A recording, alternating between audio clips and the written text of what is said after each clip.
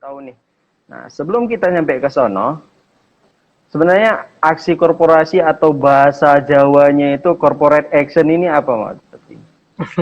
Siap. Nah, Oke, jadi sobat ipot semua, jadi kalau kita menjadi seorang investor ya, teman-teman, kita membeli hmm, suatu perusahaan publik ya, perusahaan publik atau TBK. Nah, jika perusahaan TBK tersebut atau entitas tersebut melakukan aksi itu disebut dengan aksi korporasi, teman-teman. Di mana aksi korporasi sendiri adalah tindakan yang dilakukan oleh perusahaan terbuka, ya. Tindakan ini dapat mempengaruhi banget nih teman-teman, mempengaruhi harga efeknya seperti saham atau obligasi yang diterbitkan oleh perusahaan tersebut. Jadi aksi korporasi ini ada kaitannya dan bahkan mempengaruhi harga efek dari suatu emiten tersebut. Gitu. oke. Nah, berarti itulah penjelasan sedikit dari aksi korporasi ini. Jadi itu semacam tindakan yang dilakukan oleh korporasi atau perusahaan yang tentunya Perusahaan terbuka mempengaruhi ya. perusahaan terbuka. Nah, kalau perusahaan tertutup lain cerita. Lain cerita. Lain Nah, cerita. oke, oke, oke. Nah, tadi itu aksi korporasi secara definisinya. Nah, tadi kan ada aku sebutin lah, aku aja penyebutannya gitu. Tadi ada aku sebutin juga beberapa tadi itu beli kayak IPO, terus stock split, reverse split, terus RUPS. Nah, itu sedikit macam-macam aksi korporasi. Selain daripada itu ada lagi nggak, Bli? Oke. Macam-macam aksi Jadi korporasi. ada banget. Jadi teman-teman sekalian, kalau misalkan ya aksi korporasi tadi itu kan sempat saya singgung terkait ada mempengaruhi harga efek. Sebenarnya kalau secara simpel itu aksi korporasi itu sebenarnya dibagi menjadi dua ya teman-teman. Pertama ada yang mempengaruhi jumlah saham yang beredar. Contoh aksi korporasi ini bisa jadi kayak dividen saham, ya pembagian dividen saham ya. Kemudian ada stock split, ada reverse stock, kemudian ada saham bonus, buyback, right issue, dan lain sebagainya. Nanti di belakang kita jelasin. Nah, kemudian Ya. kalau yang merujuk untuk melakukan restrukturisasi perusahaan, itu biasanya aksi korporasinya itu adalah merger, terus akuisisi, terus tender offer, ya kemudian spin off dan lain sebagainya, teman-teman. Jadi dua hal ini adalah gabungan atau bisa jadi ada hubungannya dengan aksi korporasi tadi. Jadi jenis-jenis aksi korporasi itu ada banyak ya. Mungkin di belakang nanti kita akan jelaskan terkait beberapa aksi korporasi yang teman-teman sering dengar nih, karena banyak sekali nih sobat ipot dan teman-teman investor yang udah jadi investor gitu ya, nggak tahu harus ngapain nih saat aksi korporasi itu terjadi gitu. Kok tiba-tiba di porto saya ada contoh kayak BRI ya, BRI. Kok ada BRI Strip R, ini apa ya gitu. Saya nggak ada beli, kok tiba-tiba muncul kayak gitu. Atau tiba-tiba ada apa waran dan lain sebagainya. Nah, kalau untuk teman-teman mengerti dan memahami, teman-teman wajib banget pantengin nih Instagram Live ini sampai habis, karena kita akan jelaskan terkait semua yang itu di dalam pasar modal kita. Gitu sih. Oke, jadi Sobat Ipot bisa tahu juga ya kan, kadang buka aplikasi Ipot nih, mungkin Sobat Ipot yang udah buka akun nih, pas buka Ipot on Windows, sebelahnya ada CA tuh, pas diklik, contohnya kayak hari ini kita lihat tadi itu corporate action itu untuk pembagian dividen itu ada ini KL, Good, SMGR gitu. Terus di bawahnya ada stock split sama reverse split itu silo. Itu pas lihat ini stock split apaan ini coba. Iya. Ada rasio-rasio gini gitu. Nah, mungkin bisa jelasin dulu Bli. Sebelum ke sono, Hmm. sebelum ke stock split bisa jelasin dulu nih IPO. Nah, ini kan ada juga Oke. nih kemarin nih IPO yang gede nih, Goto nih. Nah, Gede. Hmm. gede tuh. Bisa jelasin dulu nggak nih Jadi IPO itu apa? jadi jadi teman-teman IPO itu kepanjangan dari inisial public offering ya, di Hmm. mana ada suatu perusahaan tertutup nih. Perusahaan tertutup ya, belum TBK, dia itu melakukan penawaran saham pertamanya ke publik Hmm. ya. proses itu disebut dengan IPO. Kalau saya boleh nambahin dikit nih Mas Rizky ya, IPO setelah itu teman-teman boleh tuh beli sahamnya, ya, beli sahamnya saat penawaran perdana, ya. Belinya di mana? Otomatis bisa di import. Setelah penawaran perdana itu ada penawaran umumnya. Nah, biasanya di penawaran umum itu harganya sudah terbentuk dari saat penawaran perdananya. Ya, contoh kayak kemarin tuh Goto kan listingnya tanggal 11 teman-teman ya. Saat listing, nah listing itu berarti dia sudah tercatat di bursa efek ya.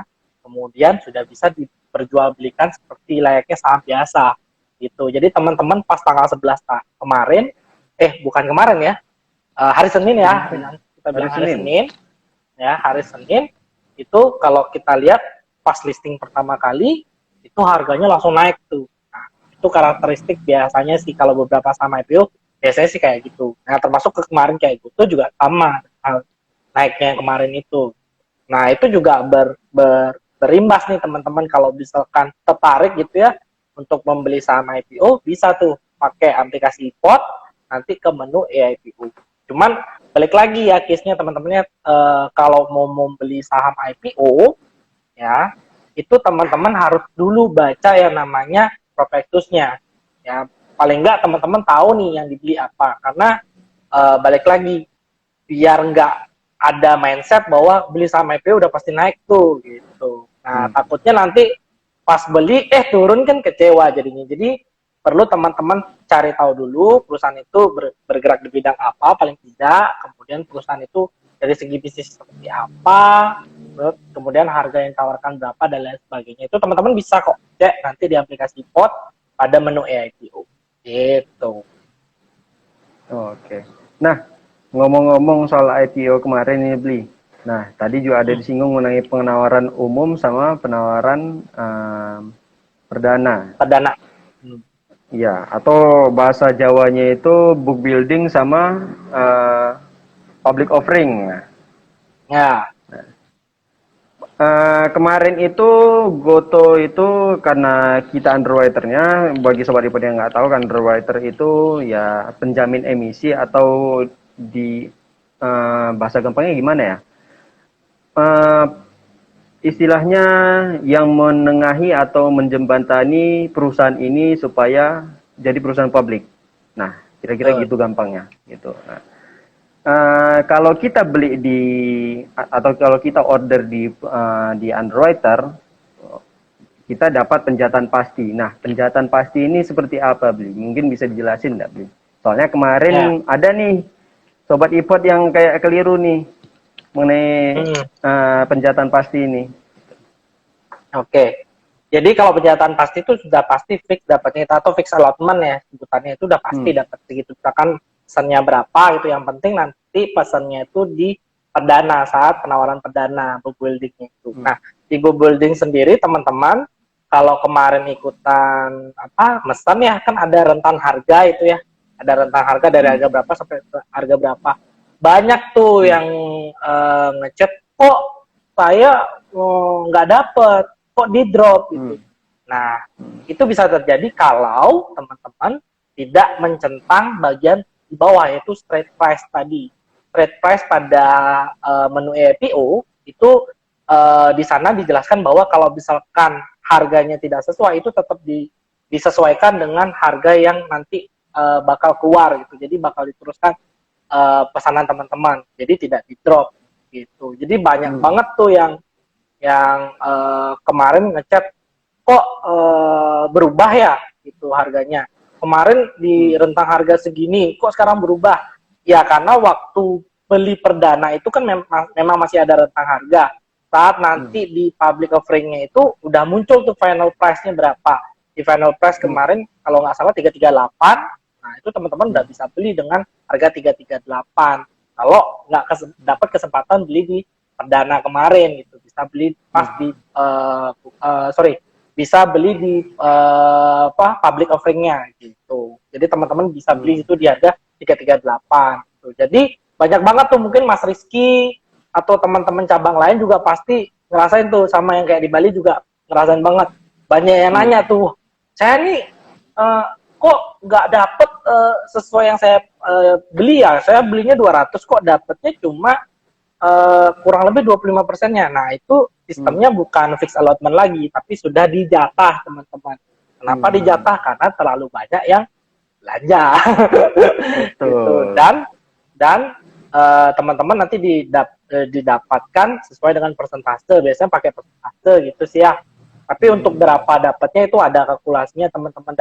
Dari saya sendiri juga nggak bisa nih bilang pastiin atau Mas Riki bilang pastiin, oh nanti bakal dapat sekian Bu, atau Pak bakal dapat sekian, tuh nggak bisa. Tunggu nanti saya lulus jadi cenayang ya mungkin bisa. Kayak gitu. Iya. Jadi seperti itu. Iya, kalau kita dapatnya itu berapa gitu memang nggak pasti memang. Cuman yang namanya penjahatan pasti itu maksudnya adalah kita kalau kita beli di underwriter pada saat tentunya pada saat book building ya kita pasti dapatlah kalau harga yang kita input itu straight to price gitu. Jadi kalau misalnya di bawah harga daripada pada saat public offer ya otomatis kita nggak dapat dong pada saat setelah book building. Nah, tapi berapa banyak yang kita dapat, jadi nggak bisa kita katakan kita order sebanyak 100 lot, katakanlah. Kita pasti dapat 100 lot, ya enggak gitu. Ya enggak, Kan enggak. Perusahaan kan IPO kan dia nerbitin saham ke masyarakat itu ya ada batasnya gitu. Ada batasnya gitu. Let's say katakanlah 2 miliar lembar saham gitu.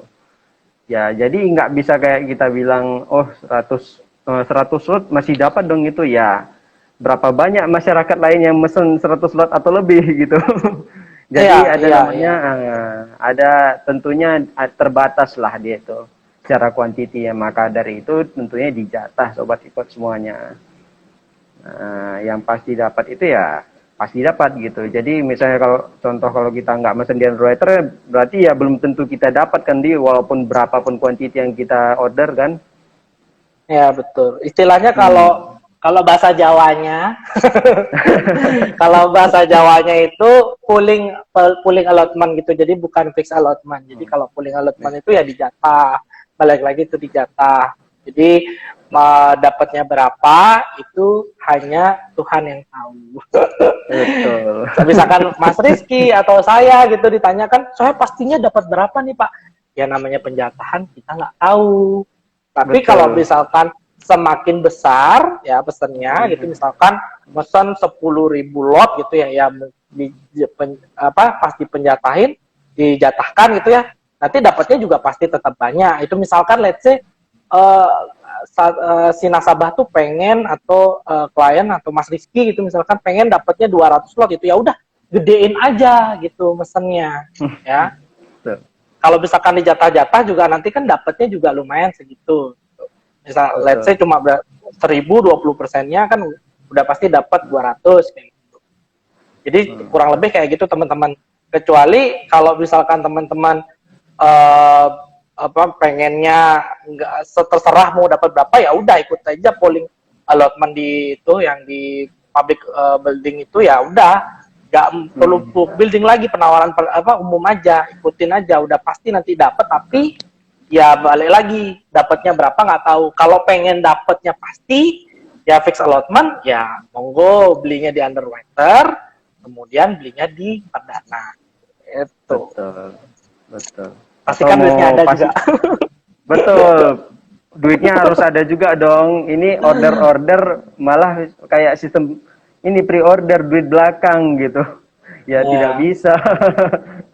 Atau kalau mau dapat pasti ya beli aja 1 lot. Itu pasti dapat sih biasanya.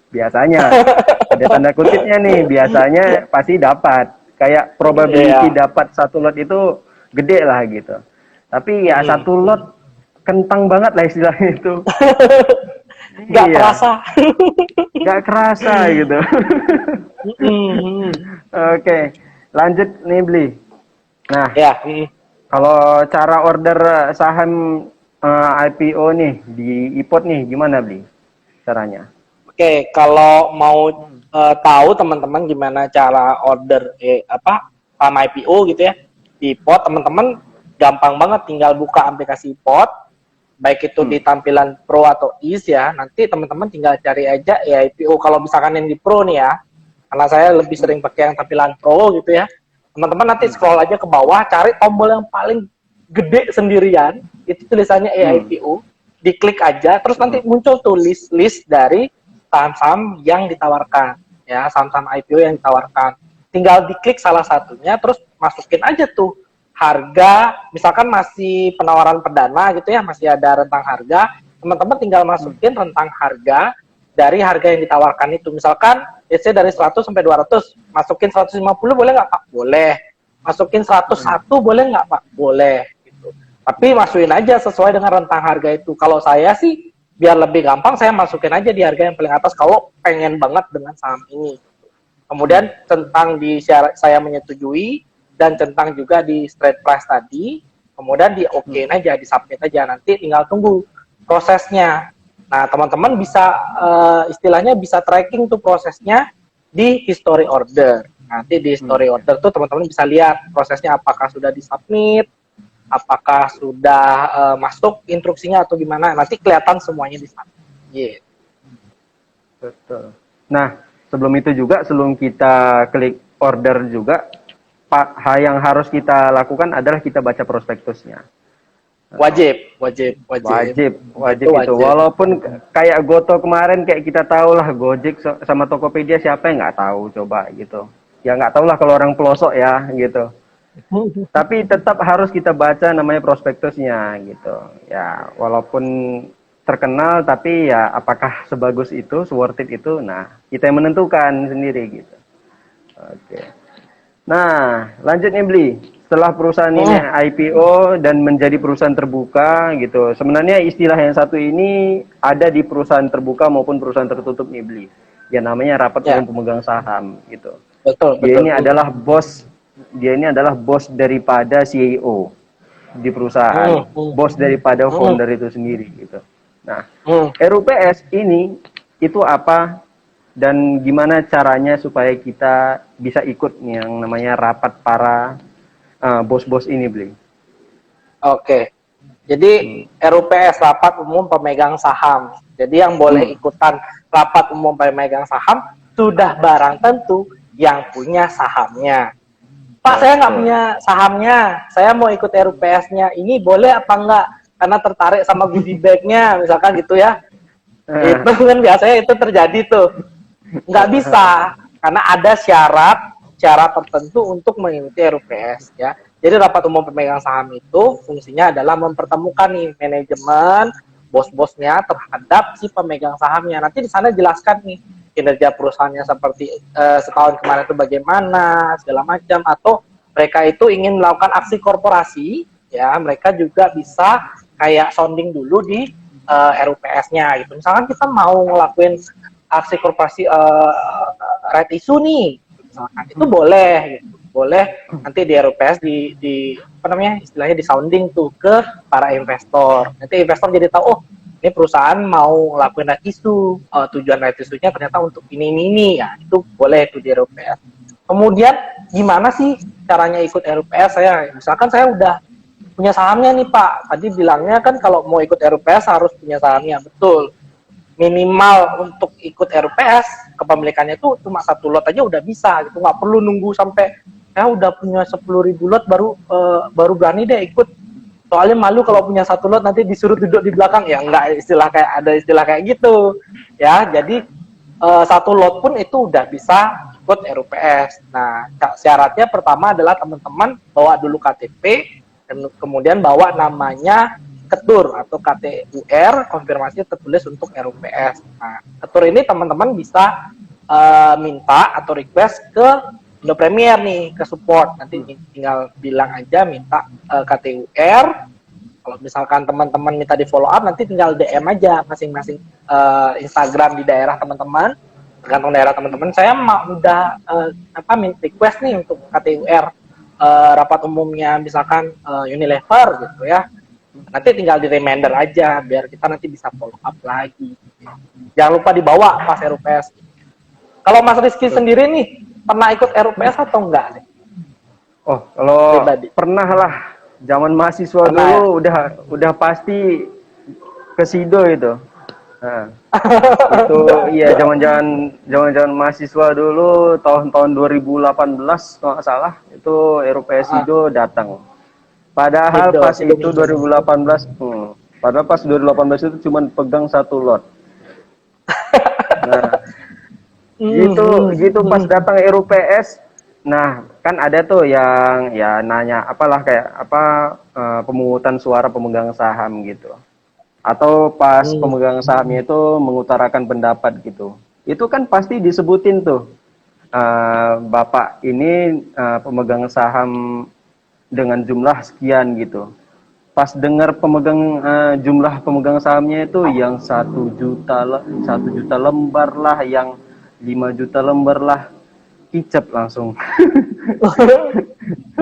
Iya. Tapi Langsung pas ternyata jiwa jiwa ini meronta-ronta langsung.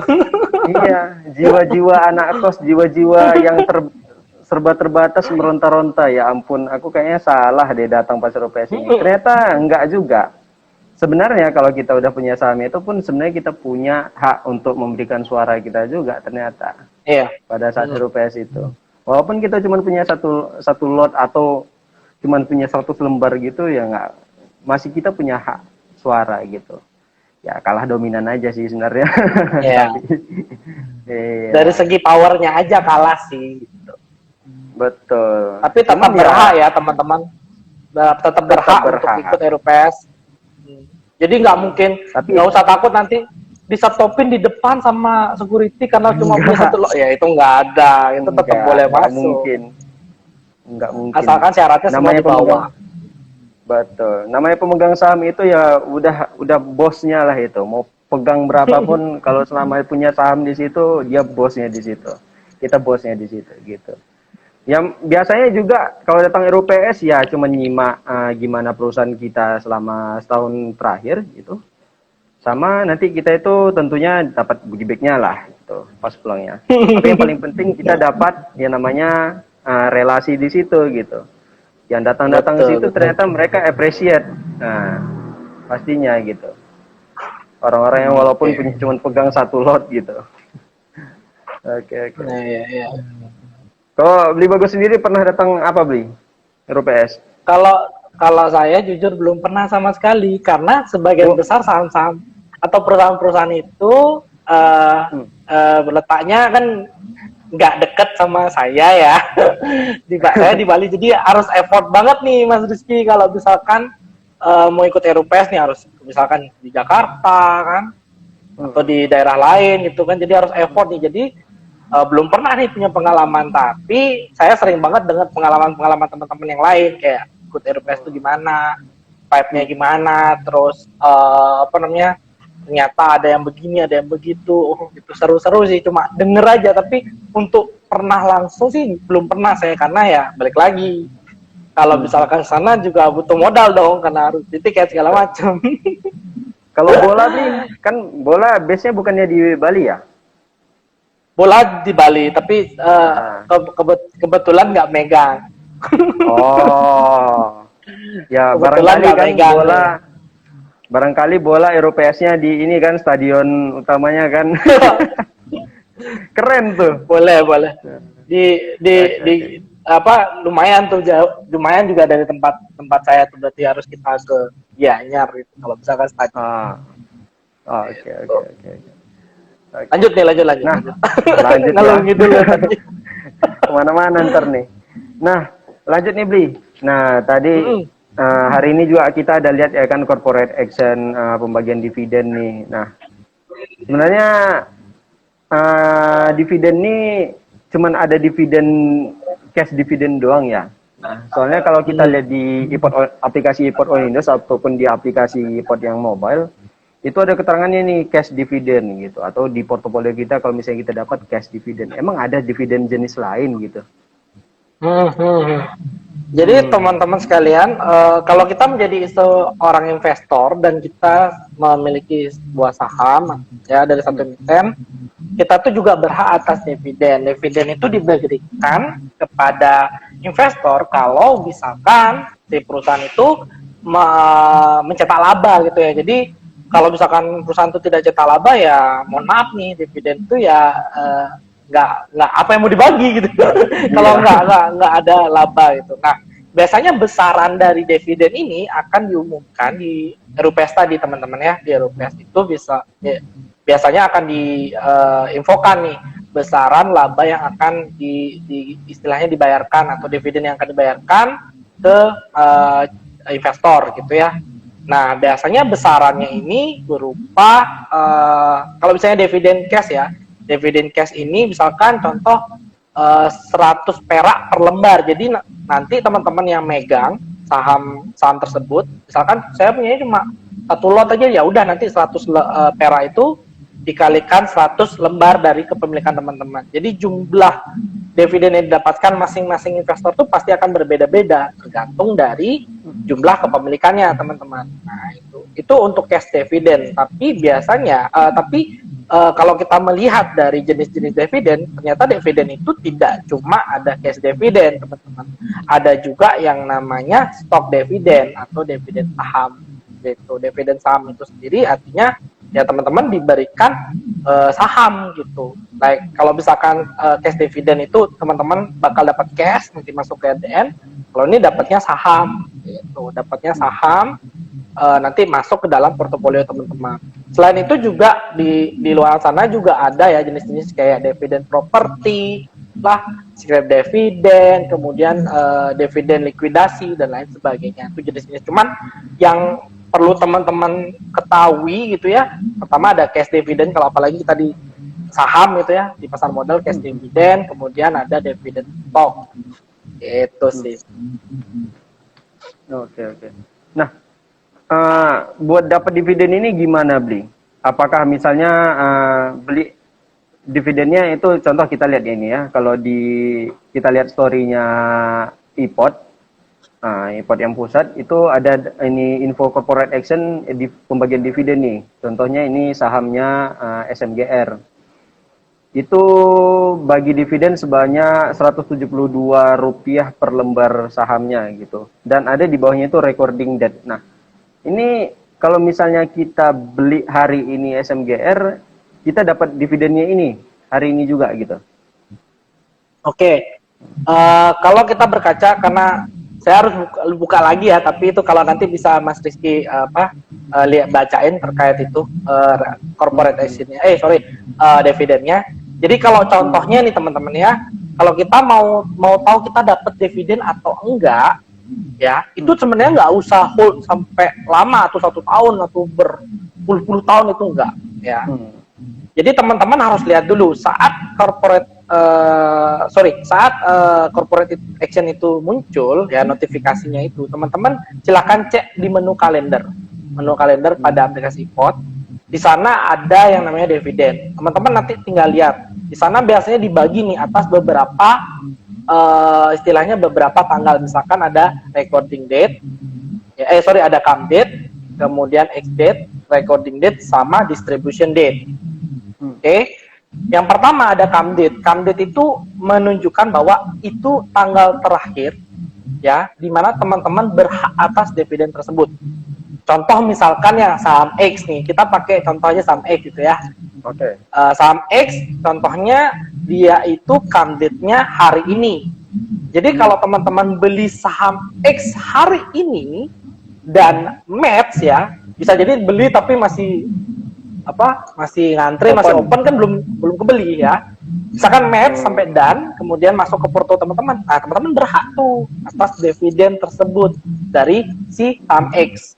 Misalkan come date-nya hari ini ya, gitu. Kemudian ex date-nya besok ya. Ex date-nya besok gitu di tanggal 13. Kalau misalkan teman-teman belinya besok saham X ini, teman-teman nggak berhak atas dividen yang dibagikan. Karena tanggal 13 itu atau besok itu merupakan expired date-nya. Itu sudah nggak berlaku lagi gitu. Kemudian ada recording date. Nah, recording date ini tanggal atau waktu di mana start untuk mencatat nih siapa yang berhak, siapa yang nggak berhak. Dicatat tuh siapa aja yang berhak tuh ya. Setelah proses pencatatan udah fix, sudah oke. Nanti tinggal tunggu aja namanya distribution date atau payment date, ya bisa dibilang itu. Nah, di saat payment date itu terjadi di tanggal tersebut, misalkan payment date-nya ternyata di tanggal 30 April. Teman-teman tinggal nunggu aja di tanggal 30 April, teman-teman bakal dapat dividennya. Ya, dividen cash-nya. Misalkan teman-teman tinggal cek nih di ADN teman-teman masuk nggak gininya, apa namanya, dividennya gitu. Pak, banyak nih pertanyaan, Mas Rizky pasti sering dapat, saya juga sering dapat.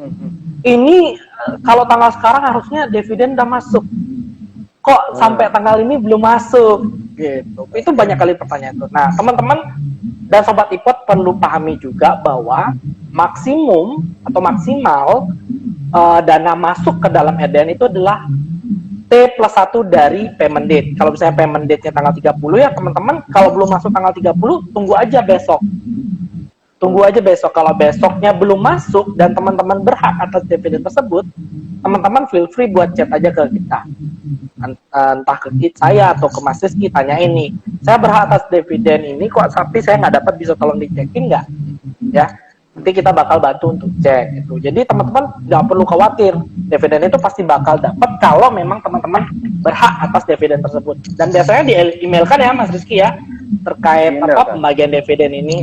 Misalkan jumlah yang teman-teman punya lembarnya, grup balotnya, jumlah per lembar yang dibayarkan, dan totalnya dari berapa yang teman-teman dapatkan nanti kelihatan.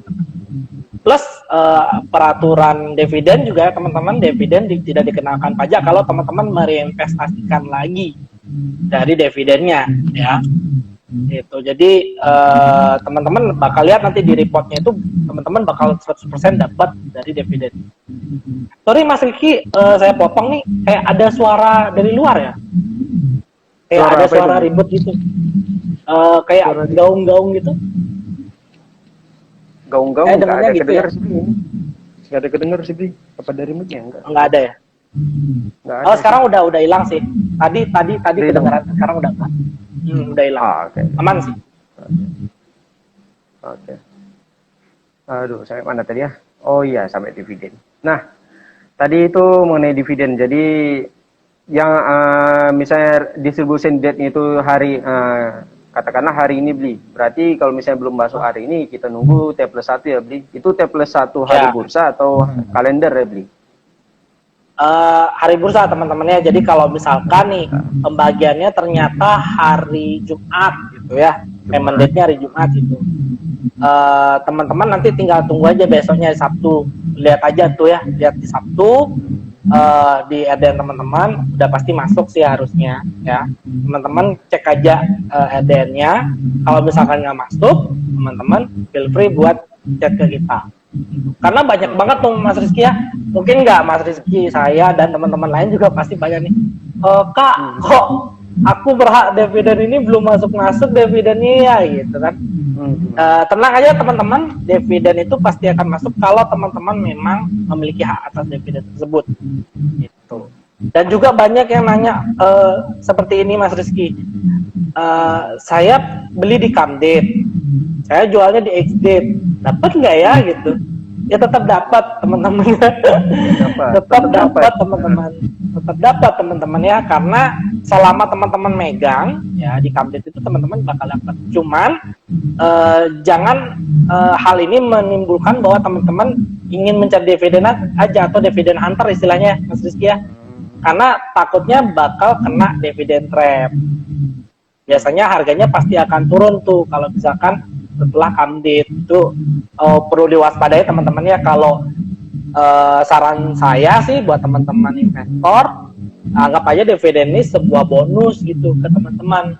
Bukan berarti teman-teman harus jadikan itu sebagai tujuan utama untuk mau hunter banget nih dividen nih gitu ya. Jangan, anggap aja sebagai bonus gitu ya, namanya juga laba gitu yang dibagiin perusahaan untuk kita, anggap aja itu jadi bonus gitu sih. Tapi belum tentu juga kan sih, misalnya contoh perusahaan X ini memperoleh laba sekian nih, kita dapat di berita nih. Tapi belum tentu juga dia dapat laba dan dia harus bagi dividen juga kan di. Bisa jadi Mm. labanya itu nggak dibagikan, jadi nggak dibagikan dalam bentuk dividen apapun, tapi dibuat untuk contoh kata kayak ekspansi perusahaan gitu. Dan Iya, semuanya iya, itu betul, ditentukan betul. pada saat RUPS kan, Bli? Kayak RUPS, bahkan besarannya sendiri pun ya, besaran dari apa namanya, besaran dari dividennya tersebut itu ditentukan dari RUPS ya. Misalkan labanya 1T, kemudian kita bagiin 20% dari 1T aja ya ke perusahaan, soalnya kita mau tahan nih labanya untuk apa namanya, ekspansi misalkan, atau untuk apa yang lain sebagainya. Nah itu tergantung dari RUPS tuh. Nanti kalau misalkan teman-teman nggak setuju, wah kok 20%?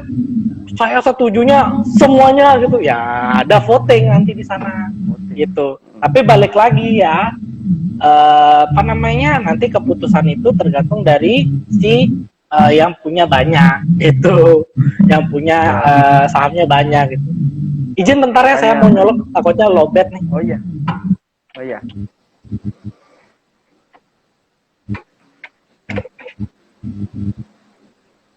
Oke, itu tadi dividen ya, Beli ya. Dividen Iya. ya pembagian sebagian daripada laba perusahaan ke tentunya pemegang saham lah ya, tentunya ke kita sebagai investor dari perusahaan yang membagikan dividen tersebut gitu. Nah, ini lanjut nih, Beli. Ada istilah IPO kedua nih, Beli. Ada istilah namanya IPO kedua atau listing kedua. Itu kata-kata aja sih, itu right issue nih, Beli. Nah, itu bisa jelasin nggak, Bi? Right issue ini apa gitu? Kenapa bisa disebut sebagai IPO kedua gitu? Oke. Kalau misalkan IPO itu kan isinya public offering gitu ya. Tapi sebenarnya IPO kedua itu cuma istilahnya teman-teman, jadi biar nggak pusing teman-temannya. Istilah aja sih, istilah keren aja gitu. Padahal sebenarnya right issue sendiri adalah perusahaan itu udah listing, kemudian melakukan atau menyebarkan saham baru nih. Nah, menyebarkan saham baru itu disebut dengan right issue. Jadi aksi korporasi yang dilakukan emiten untuk menambah pendanaan biasanya. Jadi contohnya gini, perusahaan X itu mau ekspansi, Mas Rizky. Dia mau ekspansi, dia butuh modal nih. Nah, agar dia dapat modal lagi dari investor, dia nyebarin nih lembar saham baru. Ya, saat dia melakukan menyebar saham baru, yaitu disebut dengan right issue atau penawaran umum terbatas itu. Nah, atau biasa orang-orang kenal itu dengan hak memesan efek terlebih dahulu atau HMETD. Agak susah tuh ngomongnya. Gitu. Jadi itu melepas saham yang baru ya, Bli. Jadi ya Iya. kayak misalnya jadi kayak itu salah satu cara pendanaan perusahaan gitu, di samping dia menerbitkan obligasi salah satunya, Beli ya. Ya, Atau boleh, ya boleh. mengajukan hutang ke bank gitu. Nah, itu salah satu opsinya itu adalah mengajukan ke investornya gitu dalam bentuk right issue atau HMETD ini gitu. Nah, lalu misalnya perusahaan ini ngelakuin right issue nih, Beli. Nah, ngaruhnya sama perusahaan itu apa, Beli? Ngaruhnya sendiri adalah satu, dia bakal secara jumlah lembar sahamnya itu yang beredar bakal lebih banyak, ya otomatis sudah barang tentu. Misalkan saham yang beredar itu dulunya 1 miliar gitu, karena dia ngelakuin itu jadi lebih banyak lagi nih itu. Yang kedua, dari sisi perusahaan itu bakal dapat dana pemodalan dari di luar bank. Itu kalau di bank, misalkan anggaplah kayak kita ya, kalau dari kita minjem di bank kan pasti ada bunganya tuh. Ya kalau misalkan dari ke investor kan dia tanpa bunga, jadi kan lebih safe lah ya istilahnya. Asalkan teman-teman, ini juga perlu menjadi catatan teman-teman, asalkan kalau misalkan teman-teman dapat right issue, kemudian teman-teman mau debus, teman-teman harus cari tahu dulu nih tujuan dia lakuin right issue itu untuk apa. untuk ekspansi bisnis kah atau untuk apa?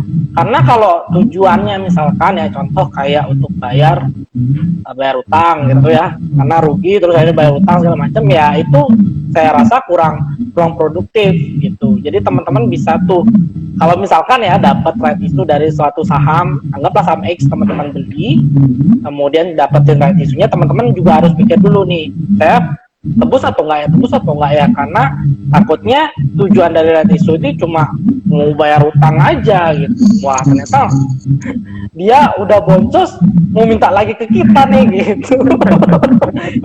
istilahnya kayak gitu itu tuh. Karena banyak banget tuh pertanyaan juga sering masuk nih Mas Rizky ya, Pak atau Kak boleh nggak sih aku nggak nebus aja gitu ya, soalnya nggak ada duit itu. Nah itu case-nya juga boleh teman-teman nggak nebus ya kalau misalkan dapat right issue. Misalkan kita teman-teman dapat right issue itu belum tentu teman-teman wajib untuk tebus ya, teman-teman harus cek dulu tujuannya. Kedua, kalau memang nggak ada dana pakai nebus, teman-teman bisa jual. Kalau teman-teman jual right issue, teman-teman malah dapat duit. Nah gitu, right issue tuh ternyata bisa dijual loh. Oh bisa, tapi ada jangka waktunya. Jangka waktu yang ditradingkan itu nggak panjang, pendek gitu, biasanya cuma beberapa hari atau beberapa minggu. Nah saat teman-teman melakukan ya, saat misalkan teman-teman menjual haknya nih, teman-teman menjual, saya punya hak untuk nebus saham itu, tapi saya malas nebus, saya kasih ke kamu ya, tapi kamu beli dengan harga sekian, itu diperjualbelikan. Nah itu boleh teman-teman, itu boleh sekali gitu. Nah kalau ngaruhnya sama investor sendiri beli, nah terkait right issue. Kalau misalkan tadi kita balik ke tadi kan ada istilahnya investor yang nggak mau nebus ya, ngaruhnya ke dia apa? Kalau misalkan secara nominal itu tetap aja, cuman dia bakal terdelusi secara kepemilikan, persentasenya akan terdelusi. Jadi akan turun. Awalnya misalkan ya saya punya anggaplah contoh 1 juta lembar gitu ya saham X gitu ya, semoga. kemudian dia ngelakuin isu nih, setelah dia ngelakuin isu, kalau saya nggak nebus, saham saya akan terdelusi dalam arti secara nilai itu saya cuma persentasenya itu akan berkurang, persentase kepemilikan itu akan berkurang karena saya nggak nebus nih. Kalau misalkan saya nebus ya akan tetap utuh jumlahnya, tapi kalau misalkan nggak tebus itu akan terdelusi gitu. Biasanya itu untuk bagian terdelusi ini ya teman-teman, itu ngaruhnya ke investor-investor yang punya banyak nih lotnya ya Mas Rizky. Kalau misalkan cuma punya 2, 5, 10 gitu ya 50, saya pikir sih nggak terlalu urgensi untuk menebus gitu ya, apalagi takut akan delusi tadi. Tapi kalau punyanya 10 juta lot itu ya lumayan ngaruhnya, atau berapa miliar lot gitu ya, itu ngaruh banget teman-teman. Ya balik lagi itu sebenarnya ngaruh banget. Nah, tapi kalau misalkan cuma, mohon maaf nih, punyanya cuma 5 atau punya 1 itu ya gimana ya. Kalau misalkan teman-teman mau debut, silahkan, nggak apa-apa. Balik lagi, kita harus tahu dulu tujuannya ya, tujuannya dari right issue ini apa. Tapi kalau misalkan tujuannya kita bagus, feel free buat teman-teman tebus lagi, karena kan dia bakal ekspansi. Kalau dia ekspansi, cakupan market share-nya lebih luas, otomatis juga mungkin akan mempengaruhi laba perusahaan ini bagus ya, oke, teman-teman tebus aja. Tapi kalau misalkan boncos gitu ya laporan keuangannya, terus dia ngelakuin isu, dia lagi ke kita lagi, itu silakan untuk pikir-pikir lagi kalau mau tebus. Contohnya ngaruhnya itu betul kayak ke investor-investor yang gede beli, soalnya ya memang kalau misalnya kita nggak tebus tadi itu isu, katakanlah kita punya 1 juta lembar tadi itu, atau kerendah aja deh, katakanlah 1000 lembar gitu. Nah Contoh Goto nanti itu right issue. Ini contoh aja nih ya, itu baru IPO tuh saham itu belum tentu besok langsung right issue, nggak mungkin banget sih. Kayak apa ini perusahaan kok cepet banget right issue? Enggak, itu kayak contoh aja ya sobat ipot semuanya. Contoh Goto right issue gitu hari ini. Nah, kita nggak nembus nih gitu. Saham kita memang tetap 1.000, cuman kayak persentase kita itu yang awalnya katakanlah 0,000062% gitu. Nah, jadi kayak lebih rendah persentase kita, mungkin jadi 0,000025 gitu. Pokoknya ngurang lah secara persentase kepemilikan kita itu terhadap Betul. seluruh lembar saham yang beredar gitu. Kalau kita tebus, ya saham kita nambah dan secara persentase kepemilikan kita jadi tetap gitu. Tapi tetap kembali lagi kita lihat tujuan dari dia right issue apa gitu. Kalau buat bayar utang ya mending dijual aja sih gitu. Mending dijual aja. Kalau misalnya tujuannya buat bayar utang, jual semuanya aja, kayak jual right issue-nya sekalian sama sahamnya semuanya gitu. Betul. Okay. Nah, lanjut sama Mas Rizky, aku mau nambahin juga nih. Ini ada case seperti ini. Misalkan teman-teman anggaplah nggak punya saham X tersebut, ya. Kemudian teman-teman beli right issue-nya saham X. Ya, ini case-nya teman-teman nggak punya saham X ya. Kemudian teman-teman beli right issue-nya saham X, teman-teman kalau pengen teman-teman tebus ya, teman-teman akan tebus menjadi saham induknya. Contoh BBRI, contohnya misalkan BBRI Strip R itu. Nanti kalau ditebus jadi BBRI. Nah, tapi kalau misalkan teman-teman nggak tebus, teman-teman udah beli right issue-nya, tapi teman-teman nggak tebus, wah itu boncos di teman-teman tuh.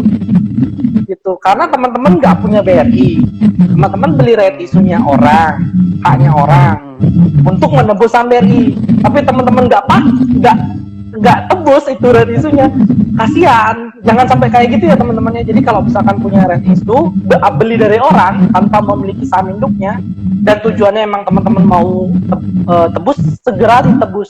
Kalau udah beli right issue-nya, segera ditebus biar jadi saham induknya. Jangan sampai ya saya tunggu aja dulu Pak gitu. Yang jangan, karena balik lagi jangka waktu perdagangannya itu nggak lama teman-teman ya. Soalnya ada case kayak gitu loh Mas. Udah beli right issue-nya dia lupa nebus. Padahal nggak punya saham induknya. Wah, kasihan sih jadinya. Gitu. Buntu parah sih itu. Itu antara lupa nebus karena nggak tahu kayak tanggal berakhirnya perdagangan right issue itu, atau mindset pemahamannya gini, oh right issue ini sama aja kok, mungkin kayak saham lainnya gitu, bisa dipegang sampai kapanpun gitu. Iya. Nggak tahu kalau ternyata right issue itu cuman ada waktu 5 hari bursa buat diperdagangin. Betul. Bursa, gitu. Nah, kalau nggak ditebus ya sudah gitu. Dan duit saya gimana? Ya ikhlasin aja lah. Makanya di situ sobat ipot beruntunglah sudah join live ini, jadi tahu right issue ini apa gitu. Betul. Ini termasuk salah satu corporate action yang sering dilakuin sama perusahaan-perusahaan terbuka yang ada di bursa kita gitu. Nah, jadi kalau punya right issue, kalau misalnya cocok tebus, kalau nggak cocok jual. Nah, gitu ya sobat ipot semuanya. Nah, perlu dilihat juga tanggal perdagangannya dari kapan sampai kapan. Nah, itu tadi. Nah, lanjut nih. Oke. Ngomong-ngomong right issue. Nah, ada temannya juga nih namanya Waran nih, Bri. Nah, itu beda apa? Waran sama right issue ini. Oke. Jadi kalau waran sendiri itu adalah hak juga teman-teman yang diberikan kepada pemegang saham untuk membeli lembar saham pada harga yang telah ditentukan, ya, atau harga eksekusi namanya. Yang ngasih itu udah pasti, atau yang nerbatin itu udah pasti emitennya tersebut dengan jangka waktu tertentu teman-teman ya. Nah kalau bedanya waran sama right ini, kalau waran itu lebih lama teman-teman. Kalau tadi kan right issue itu cuma beberapa hari gitu ya. Kalau waran ini lama nih, bisa sampai tahunan. Jadi apa durasinya lama itu, dan teman-teman bisa perjualbelikan juga gitu ya. Nah karakteristik dari waran sendiri biasanya itu diikuti dengan simbol strip W ya, misalkan contoh apa namanya WYRG strip W gitu ya, ada satu saham misalnya WYRG strip W, ada saham WYRG, ada juga warannya WYRG strip W. Terus kalau red issue tadi kelewatan, red issue itu belakangnya strip R ya, jadi WYRG misalkan strip R kayak itu sih. Berarti lebih ke jangka waktu perdagangan dari waran itu ya, Bli, antara Ya. red issue sama waran ini ya, gitu. Ya, betul. Oke. Nah, mungkin bisa kita lanjut sampai 16.15 kali ya, Bli ya. Ya. Cuman dari jadwalnya 16.00 sih, cuman ya apa-apalah kita lebihin dikit lah. Lebihin sedikit. Sampai habis lah. Oh ya. Sobat iPod yang ingin bertanya di tengah kita live ini, boleh nggak harus nunggu kayak di persilahan, bisa langsung tanya aja ke kita. Barangkali ada yang bingung nih, ini reis ini apa ya, reis ini apa ya, terus ini apa segala macam, bisa ditanya ke kolom Q&A sobat iPod semuanya. Ingat, yang ditanya ada sesuai topik kita pada hari ini ya sobat iPod semuanya. Jadi jangan nanti kolom Q&A nanya saham ini gimana gitu ya, itu besok pagi sobat iPod semuanya. Nah besok pagi di IG-nya Indo Premier yang centang biru gitu. Nah, oke, kita lanjut lagi ini. Terus ada istilah yang namanya stock split nih, Bli. Stock split. Oke. Sama satu lagi itu reverse split, ini apa? Oke.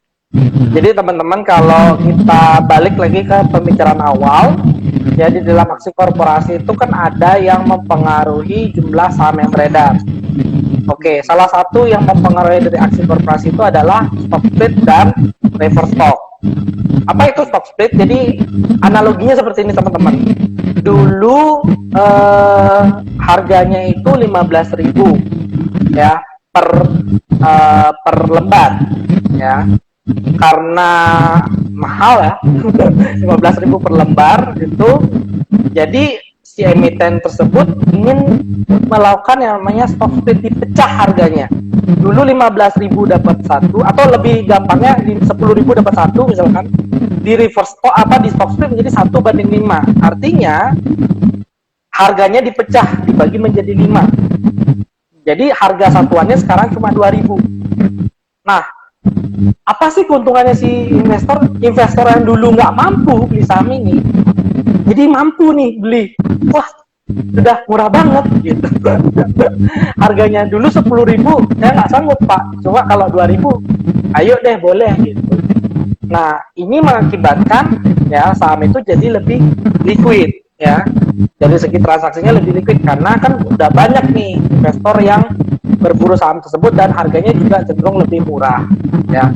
Terus efeknya ke investor yang lama apa? Ya jumlah sahamnya jadi lebih banyak, jumlah lotnya. Dulu misalkan deh, contoh kayak BCA kan baru ini melakukan stock split gitu ya, cuma saya lupa nih stocknya berapa banding berapa. Anggaplah teman-teman dulu punya satu lot gitu ya, setelah dia ngelakuin stock split ternyata udah jadi 5 lot. Secara tidak langsung anak beranak nih lot teman-teman di portofolio gitu. Nah, coba bayangin teman-teman kalau teman-teman investasi jangka panjang, teman-teman beli satu, terus kemudian teman-teman lupa deh pernah beli itu dan memang sahamnya bagus, dia ngelakuin harganya terus naik, terus ngelakuin stock split 1:5, akhirnya jadi 5 lot. Kemudian harganya naik lagi tuh, dia lagi ngelakuin stock split 1:5. Nah, yang 5 tadi itu beranak pinak lagi, 5, 25, oh gitu terus. Wah, itu keuntungan kalau kita berinvestasi di pasar modal seperti itu, juga salah satunya itu stock split. Dan ini hanya berlaku untuk saham-saham atau emiten-emiten yang bagus, teman-teman. Jadi kalau teman-teman mau lihat emiten itu bagus atau enggak, teman-teman lihat juga di aksi korporasinya. Sering nggak nih yang bersangkutan atau emiten tersebut ngelakuin stock split? Kalau dia sering ngelakuin stock split itu bagus nih teman-teman, karena dari segi harga itu udah tinggi terus dipecah lagi, berarti banyak nih yang beli sahamnya. Nah kebalikannya lagi sama saudaranya nih, reverse stock. Kalau reverse stock ya banyak dijadiin sedikit jadi satu. Contoh misalkan harganya udah jadi LG 50 ya jadi 50 merah gitu misalkan ya. Itu bercandaan aja ya tadi ya teman-teman ya, jangan terlalu diginiin ya. Jadi ya harganya jadi 50 perak per lembar gitu kan. Kemudian kan 50 itu udah mentok ya, maksudnya udah nggak bisa turun lagi tuh ya, udah bottom banget tuh ya. Kemudian investor ngelakuin emiten itu ngelakuin reverse stock ya, 5 banding 1 gitu. Jadinya di yang 50 tadi ya itu harganya naik lagi karena yang 5 lot tadi itu dijadikan 1 lot gitu. Mengakibatkan harga 50 ini naik gitu ya, naik harganya. Nah konsekuensinya adalah buat investor yang mau keluar dari saham tersebut itu pasti buru-buru untuk jual. Kalau rugi sudah pasti teman-teman, sudah pasti itu rugi. Itu teman-teman mau cari jawaban sampai ke Cina udah pasti rugi itu, karena dia reverse stock itu pasti naik kan harganya dari yang bottom tiba-tiba naik, kemudian ngantri tuh orang-orang pada jualan kan, dan pasti biasanya ya pengalaman saya nih setelah reverse stock harganya naik pasti bakal banyak tuh yang keluar investor itu dari saham tersebut, sehingga harganya turun sampai bawah gitu. Jadi teman-teman hindari, atau mungkin bisa jadi tips buat teman-teman untuk hindari nih kalau misalkan ada emiten yang lakuin reverse stock itu sih mas. Jadi perbedaannya simpel ya, kalau satu stock split itu mecah satu menjadi berapa gitu jadi banyak, kalau yang reverse stock itu kebalikannya, banyak menjadi satu gitu. Jadi dibalik-balik aja ya sebenarnya itu ya, untuk antara iya, dibalik-balik aja split ini. Hmm. Oke.